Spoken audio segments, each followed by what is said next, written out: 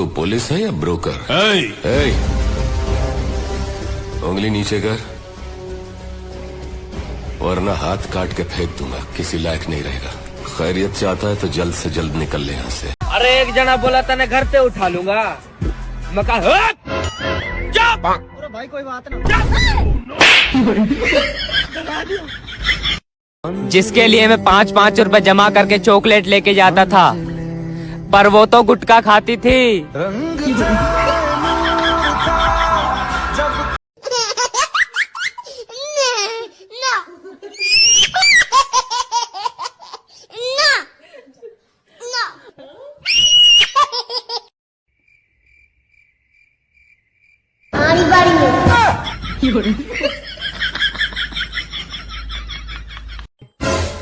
भाई अब की बार जिस हिसाब से बारिश हो रही है, लगता है अब की बार दशहरा में रावण जलकर नहीं डूबकर मरेगा।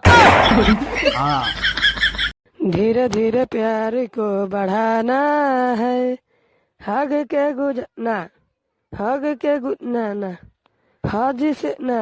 हद से गुजर जाना है। तुम समझते क्यों नहीं कि अगर मैं तुम्हारे साथ 2 मिनट और रही तो क्या नैना, मुझे तुमसे प्यार हो जाएगा। तो करना।